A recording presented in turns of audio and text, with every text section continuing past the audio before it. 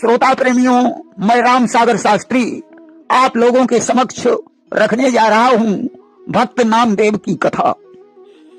देखिए, भगवान को प्राप्त करने के लिए निर्मल मन की आवश्यकता होती है। भगवान को धन से नहीं प्राप्त किया जा सकता है। भगवान को प्राप्त करने में उम्र का प्रतिबंध नहीं है। भगवान को प्राप्त करने के लिए विद्वता की आवश्यकता नहीं है। भगवान को प्राप्त करने के लिए सुंदरता की जरूरत नहीं है। भगवान तो सिर्फ प्रेम के भूखे हैं। निश्चल हृदय वाले को भगवान प्राप्त होते हैं। पंढरपुर में एक भगवान के परम भक्त वामदेव जी रहते थे। वामदेव ने अपनी कन्या का विवाह बचपन में ही कर दिया था। 12 वर्ष की अवस्था में कन्या विधवा हो गई और वह अपने मायके में आकर रहने लगी। वामदेव ने कन्या को दुखी देखकर कहा, पुत्री, अब तुम घर में विराजमान विठल देव की पूर्ण निष्ठा से पूजा करो, इससे तुम्हारी सारी मनोकामना पूर्ण हो जाएगी। कन्या विठल देव को अपना प्रीतम मानकर नित्य प्रति श्रद्धा भाव से पूजा करने लगी। उसकी ऐसी भावना थी कि मेरे द्वारा कोई भगवत भक्त पुत्र उत्पन्न हो जाए। भगवान उसकी भावना पर प्रसन्न हो गए। उन्होंने किशोर रूप में उसे साक्षात दर्शन दिए और उनकी कृपा से कन्या गर्भवती हो गई। उसका उदर बढ़ने लगा। अब तो गांव भर में चर्चा फैल गई कि वामदेव की विधवा पुत्री गर्भवती है। जिस समय यह खबर वामदेव को मालूम हुई तो उन्होंने पुत्री को डांटा फटकारा और पूछने लगे, पुत्री, मुझे सच सच बता, यह गर्भ किसका है? कन्या ने कहा, पिताजी, मैं सत्य कहती हूं, मैंने विठल देव की पूजा की, उन्हें प्रीतम मानकर और उनसे भगवत भक्त पुत्र होने का वरदान मांगा है। आज तो उन्होंने साक्षात प्रकट होकर मुझे दर्शन दिए और यह गर्भ भगवान की कृपा है। वामदेव को कन्या की बात पर पूर्ण विश्वास नहीं हुआ। वे रात में विचार मग्न रहे। इसके बाद सो गए। विठल देव ने उन्हें स्वप्न में दर्शन दिए और कहा कि वामदेव मत करऊ गलानी और सुता तुम्हारी सकल गुण खानी। हे वामदेव, तुम्हारी कन्या निष्कलंक है। तो मेरी कृपा से गर्भवती हुई है। धीरे धीरे 9 महीने व्यतीत हो गए। कन्या ने एक दिव्य पुत्र को जन्म दिया। वामदेव ने उस बच्चे का नाम नामदेव रख दिया। नामदेव धीरे धीरे बड़े हुए। उन्हें खेलने कूदने का कोई शौक नहीं था। वे रात दिन भगवान की पूजा में मस्त रहना चाहते थे। वामदेव 5 वर्ष के हो गए। एक दिन की बात है, वामदेव ने नामदेव से कहा, बेटा, मुझे किसी कारणवश 3 दिन के लिए बाहर जाना है, इसलिए विठल देव की पूजा का भार तुम्हें समर्पित कर रहा हूं। पूजा में किसी प्रकार की त्रुटि नहीं होनी चाहिए। तुम गाय के दूध को गर्म करके पहले भगवान का भोग लगाना, इसके बाद पी लेना। वामदेव तो बाहर चले गए। अब तो नामदेव को रात काटना मुश्किल हो गया। वे यही सोचते रहे कि जल्दी सवेरा हो जाए और मैं नहा धोकर ठाकुर जी की पूजा में लग जाऊं। रात के 2 बजे नामदेव उठ बैठे। अपनी माता से पूछने लगे, माँ, क्या पूजा का समय हो गया या नहीं? माता ने कहा, बेटा, अभी 2 घंटे रात शेष है, सो जाओ, मैं तुम्हें स्वयं जगा दूंगी। 4 बजे प्रातः काल नामदेव उठ गए और भगवान की पूजा में लग गए।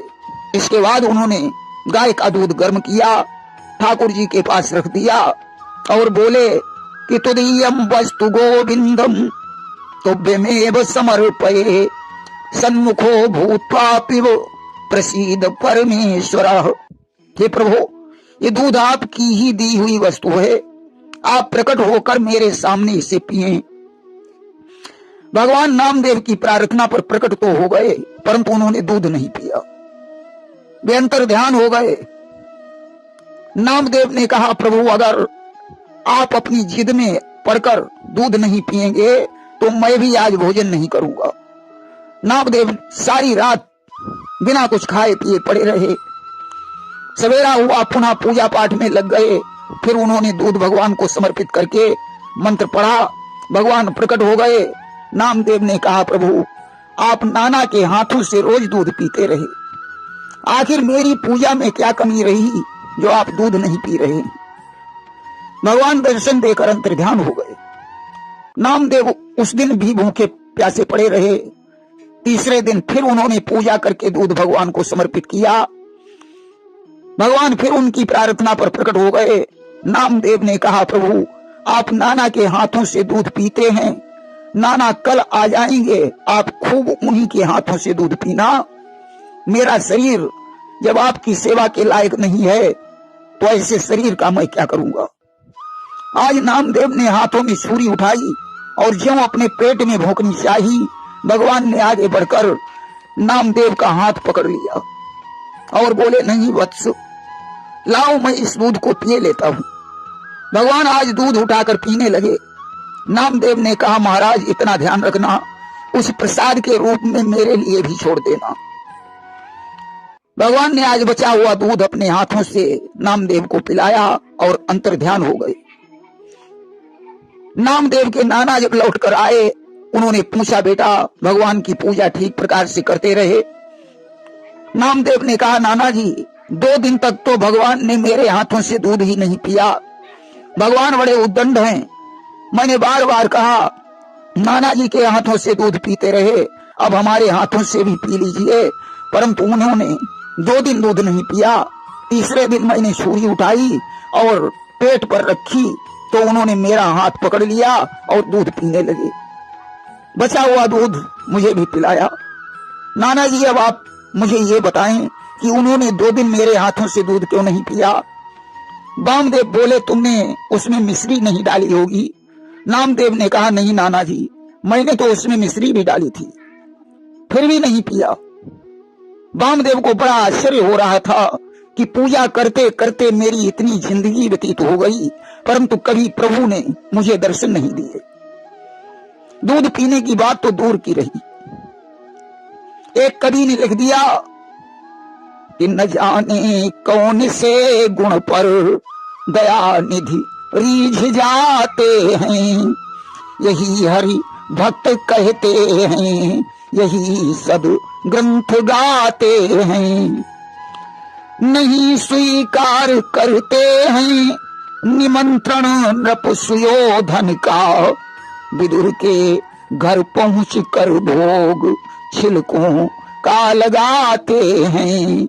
न जाने कौन से गुण पर दया निधि रीझ जाते हैं। भगवान पता नहीं किसके गुणों पर रीझ जाएं। दुर्योधन के 56 प्रकार के व्यंजनों को ठुकराकर भगवान ने विदुर के घर में जाकर साग पात का भोजन किया। वामदेव आज कहने लगे, बेटा तुम्हारे हाथ से भगवान ने दूध पिया, इस बात को मैं सत्य नहीं मानता हूं, मेरे सामने पिलाकर दिखाओ। आज नामदेव ने नाना से कहा, आओ नाना जी भगवान को दूध पिलाकर दिखाता हूं। उन्होंने मिश्री डालकर दूध भगवान को समर्पित कर दिया और हाथ जोड़कर कहने लगे कि मेरे राम आइए, घनश्याम आइए, आके दूधवा का भोग लगाइए। भगवान नहीं आए। नामदेव ने कहा, प्रभु आपने कल मेरे हाथों से दूध पिया है, आज भी पीजिए, अन्यथा छुरी मेरे पास रखी हुई है। भगवान सोचते हैं अगर मैंने दूध नहीं पिया तो भक्त अपने प्राणों को नष्ट कर देगा। आज प्रकट हो गए और दूध का कटोरा उठाकर पान करने लगे। अब तो वामदेव ये देखकर आश्चर्यचकित हो गए। थोड़ा दूध प्रसाद के रूप में भगवान ने छोड़ दिया और अंतर्ध्यान हो गए। वामदेव ने कहा, प्रभु अब आप इसी बच्चे से अपनी सेवा लीजिए, मैं इस योग्य नहीं हूं। नामदेव भगवान की श्रद्धा समेत पूजा करने लगे। धीरे धीरे यह खबर म्लेच्छ सम्राट सिकंदर लोदी के कानों तक पहुंची।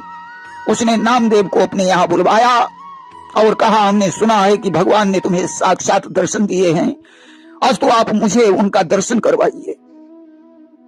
देखिए, भगवान को देखने के लिए अपनी हस्ती मिटानी पड़ती है कि मिटा दो अपनी हस्ती को अगर कुछ मर्तबा चाहूं, कि दाना खाक में मिलकर गुले गुलजार होता है। नामदेव जानते हैं कि भगवान इसे दर्शन नहीं दे सकते। उन्होंने कहा कि मुझ में ऐसी कोई करामात नहीं है, मैं तो वो साधु संतों की सेवा करता रहता हूं।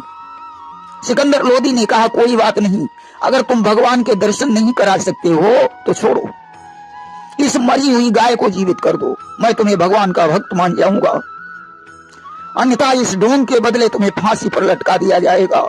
अब तो नामदेव संकट में पड़ गए। आज नामदेव भगवान से प्रार्थना करने लगे कि विनती सुनो जगदीश हमारी, विनती सुनो जगदीश हमारी, तेरो दास आस मोहि तेरी, इत कर कान मुरारी, विनती सुन जगदीश हमारी। हे प्रभु, आज यदि ये गाय जीवित नहीं हुई तो इस बादशाह का तुम्हारे ऊपर से विश्वास उठ जाएगा और हमें फांसी पर चढ़ा दिया जाएगा। भक्तों की आरत वाणी को सुन सकते हैं श्री राम कहां, जब कष्ट पड़ा हो भक्तों पर तो स्वामी को विश्राम कहां। आज भगवान की विनय करते ही वो गाय जीवित हो गई। अब तो बादशाह आश्चर्य में डूब गया, वो नामदेव के चरणों पर गिर पड़ा। उसने कहा, विप्रदेव, आप मुझसे 2-4 गांव का राज्य मांग लीजिए। नामदेव ने कहा, मैं गांव को लेकर क्या करूंगा, संसार में कुछ भी स्थिर नहीं है, मुझे तो राम नाम से बड़ी कोई दौलत ही नजर नहीं आती कि सुखी मीन जानी रे अगाधा और जिमी हरि शरण एक बाधा। जैसे मछली अथाह जल में प्रसन्न रहती है, उसी प्रकार भक्त भगवान के नाम में मस्त रहता है। बादशाह ने एक स्वर्ण जटित पलंग मंगवाया। नामदेव से कहा कि ये पलंग भगवान के लिए दे रहा हूं, इस पर अपने भगवान को शयन करवाना। उस पलंग को नामदेव ने अपनी खोपड़ी पर रखा और चल दिए। बादशाह बोला, ऐसा करो नामदेव, मैं तुम्हारे साथ कुछ सेवक भेज रहा हूं, ये पलंग ले जाएंगे। नामदेव ने कहा, सेवकों की कोई आवश्यकता नहीं है, वजन अधिक था। बादशाह ने कुछ सेवक उनके पीछे भेज दिए। नामदेव पलंग को लेकर यमुना के किनारे पहुंचे और उन्होंने यमुना जी में वो पलंग डाल दिया और कहा, लो प्रभु, ये बादशाह का पलंग स्वीकार करो। अब तो सेवक दौड़कर बादशाह के पास पहुंचे, बोले, महाराज, नामदेव ने उस पलंग को यमुना में डाल दिया। बादशाह ने कहा, जाओ नामदेव को यहाँ बुला कर लाओ। नामदेव पुनः दरबार में पहुंचे। उन्होंने कहा, बताइए बादशाह, अब मुझे क्यों बुलाया। बादशाह ने कहा, ऐसा करो, जो पलंग मैंने तुम्हें समर्पित किया है, ठीक वैसा ही पलंग मुझे सुनारों से दूसरा बनवाना है, अतः वह पलंग सुनारों को दिखाना पड़ेगा। नामदेव बोले, अब तो आपको हमारे साथ चलना पड़ेगा। आज बादशाह सेवकों के सहित नामदेव के साथ चल पड़ा। नामदेव यमुना के किनारे पहुंचे। उन्होंने यमुना में हाथ डालकर ठीक वैसे ही तमामों पलंग बाहर निकाले और बादशाह से कहने लगे कि आप पहचान लीजिए, इसमें आपका पलंग कौन सा है। अब तो सिकंदर लोदी की आंखें खुली की खुली रह गई। वह नामदेव के चरणों पर गिर पड़ा। उसने कहा, विप्रदेव, मुझे क्षमा करना, मैंने व्यर्थ में आपको दोषी ठहराया है, अपने प्रभु से कह दो कि वे मेरे अपराध को क्षमा करें। नामदेव ने कहा, राजन, आज से कभी किसी संत को मत सताना और धन का घमंड नहीं करना, और आज से कभी मुझे अपने यहाँ भी नहीं बुलाना। इतना कहकर पंढरपुर चले गए। वे विठल देव के दर्शन करना चाहते थे। वहां द्वार पर बड़ी भीड़ थी। नामदेव ने सोचा, अगर जूते बाहर उतारते हैं तो जूतों की चिंता लगी रहेगी और जूते पहनकर मंदिर में घुसा नहीं जा सकता है। आज तो वामदेव ने जूतों को एक कपड़े में लपेटा और अपनी कमर में बांध लिया। मंदिर में घुस गए। वहां किसी को उनके जूतों की कोर दिखाई पड़ी। लोगों ने उन्हें धक्का मारकर मंदिर से बाहर निकाल दिया। नामदेव मंदिर के पीछे जाकर बैठ गए। उन्होंने भगवान को धन्यवाद दिया कि हे प्रभु, आपने 2-4 धक्के लगवाकर हमें शुद्ध कर दिया। अब प्रभु कृपा करऊ यही भांति कि सब तजी भजन करऊं दिन राती। अब आप ऐसी कृपा कीजिए, मैं सभी को छोड़कर आपकी सेवा में लगा रहूं। प्रभु, मैं आपके दर्शन करने आया था, मगर आपने मुझे दर्शन नहीं दिए। अब तो नामदेव की प्रार्थना सुनकर भगवान प्रसन्न हो गए। उन्होंने उस मंदिर को फेर कर मंदिर का द्वार वामदेव की तरफ कर दिया। अब तो पंडित और पुजारी ये देखकर आश्चर्य में डूब गए। उन्होंने नामदेव के चरणों पर गिरकर अपने अपराध की क्षमा मांगी। तब से उस मंदिर का द्वार आज भी दक्षिण मुखी है। एक दिन की बात है, नामदेव के छप्पर में शाम के समय आग लग गई। नामदेव भगवान के भजन में मस्त थे। उनकी बहुत सी चीजें आग में जल गईं। जो बची नामदेव ने उन्हें भी उठाकर आग में डाल दिया और बोले, प्रभु इन्हें भी स्वीकार करो। अब तो भगवान प्रकट हो गए। नामदेव ने कहा, प्रभु मैं तो इस अग्नि को आपका ही रूप समझता हूँ, ये वस्तुएं भी आपकी ही देन है। आज भगवान बड़े प्रसन्न हुए। उन्होंने रात ही रात में नामदेव का छप्पर छाया और अंतर ध्यान हो गए।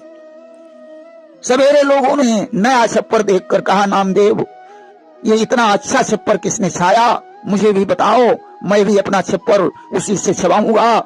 नामदेव ने कहा, इस छप्पर को छाने वाला पैसा नहीं लेता, उस पर तो सिर्फ तन मन और प्राण निछावर करने पड़ते हैं। कि प्रभुता को सब कोई चाहे और प्रभु को चाहे न कोई, तुलसी जो प्रभु को चाहे तो आप ही प्रभुता होई। पंढरपुर में एक बड़ा सेठ रहता था। उसने सोने का तुला दान करके अनेकों ब्राह्मणों को दिया था। इस बार वह तुला दान करके नामदेव को देना चाहता था। उसने नामदेव के पास सेवकों को भेजा। पहले तो उन्होंने इनकार कर दिया, परंतु तीसरी बार उसने फिर सेवकों को भेजा तो नामदेव ने स्वीकार कर लिया। सेठ ने नामदेव से कहा, कृपा करके हमारा स्वर्ण दान स्वीकार करो। नामदेव बोले कि अगर मुझे देने की आशा लगी है तो मुझे ही दे दो।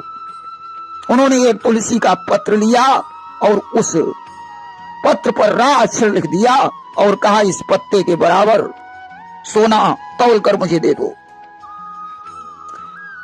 अब तो सेठ हंसने लगा। उसने कहा, महाराज क्या आप मजाक कर रहे हैं, इस पत्ते पर कितना सोना चढ़ेगा। नामदेव ने कहा, सेठ जी मैं मजाक नहीं कर रहा हूं, मुझे तो बस इस पत्र के बराबर ही सोना चाहिए। सेठ ने तराजू मंगाया, एक तरफ वो पत्ता रखा और दूसरी तरफ सोना, परंतु जब तौलने लगा तो सोना पत्ते के बराबर नहीं हुआ। अब तो सेठ जी ने 5-7 मन तौलने वाला तराजू मंगाया। सारा सोना चढ़ गया परंतु पूरा नहीं हुआ। सेठ जी ने अपने भाइयों से सोना उधार लेकर चढ़ा दिया, परंतु तराजू पूरा नहीं हुआ। नामदेव ने कहा, सेठ जी अब तुमने जितने व्रत उपवास और दान किए हैं उनका संकल्प करके जल तराजू पर छिड़क दीजिए। सेठ जी ने अपने जीवन की सारी पुण्य भी तराजू पर चढ़ा दी, परंतु फिर भी कांटा बराबर नहीं हुआ। अब तो सेठ जी हाथ जोड़कर कहने लगे, महाराज अब तो मेरे पास कुछ भी नहीं रहा, अतः इतना ही ले लीजिए। नामदेव ने कहा, ये धन और पुण्य लेकर मैं क्या करूंगा, ये तो राम के आधे नाम के बराबर भी नहीं है। इसलिए सेठ जी धन का घमंड छोड़कर राम का नाम जपो, उसी में कल्याण है। सेठ तन मन धन से भगवान का भक्त बन गया। एक दिन की बात है, भगवान ने एकादशी के दिन नामदेव की परीक्षा ली। उन्होंने बूढ़े ब्राह्मण का वेश बनाया और नामदेव से अन्न का सवाल किया। नामदेव ने कहा, आज एकादशी है अतः मैं अन्न का दान नहीं दे सकता हूँ। ब्राह्मण ने कहा, मैं बिना दान के नहीं जाऊंगा। अब तो दोनों में बहस होने लगी। गांव के कुछ लोग आ गए। उन्होंने नामदेव से कहा, ये ब्राह्मण नहीं मानता है तो इसे अन्न का दान दे दीजिए, परंतु नामदेव ने फिर भी अन्न नहीं दिया। ब्राह्मण भूखा प्यासा पड़ा रहा। रात के 4 पहर बीत गए। ब्राह्मण ने अपने प्राणों को छोड़ दिया। अब तो गांव वालों ने ब्रह्म हत्यारा ठहराकर वामदेव का पानी पीना भी छोड़ दिया। नामदेव उस मृतक ब्राह्मण को नदी के तट पर ले गए। वहां उन्होंने चिता बनाई। कुछ लोग उनके साथ में गए। नामदेव उस ब्राह्मण को गोद में लेकर चिता में बैठ गए। उन्होंने दूसरे व्यक्ति से कहा कि अब चिता में आग लगा दीजिए। उस समय भगवान साक्षात प्रकट हो गए। उन्होंने मुस्कुराकर कहा, नामदेव जलो मत, मैं तो सिर्फ तुम्हारी परीक्षा ले रहा था। एकादशी को अन्न खाना और अन्न का दान वर्जित है। तुमने पूरी निष्ठा के साथ एकादशी के व्रत का पालन किया है। ऐसा कहकर भगवान अंतर्ध्यान हो गए। एक एकादशी को नामदेव ने जागरण किया। वहां रात में कुछ भगवान के भक्तों को प्यास लगी। नामदेव उनके लिए पानी लेने एक सरोवर पर गए। जहां एक भयानक प्रेत कई प्रेतों के साथ रहता था। प्रेत ने नामदेव को घेर लिया। नामदेव ने अपनी झांझ निकाली और बजाकर भगवान का कीर्तन करने लगे। भगवान ने उन प्रेतों का विनाश कर दिया और नामदेव को साक्षात दर्शन दिए और बोले, अब तुम जल ले जाकर हमारे भक्तों को पिलाओ। नामदेव ने सरोवर से जल भरा और वापस लौट आए, राम भक्तों को जल का पान कराया। प्रेम से बोलिए भक्त और उनके भगवान की जय।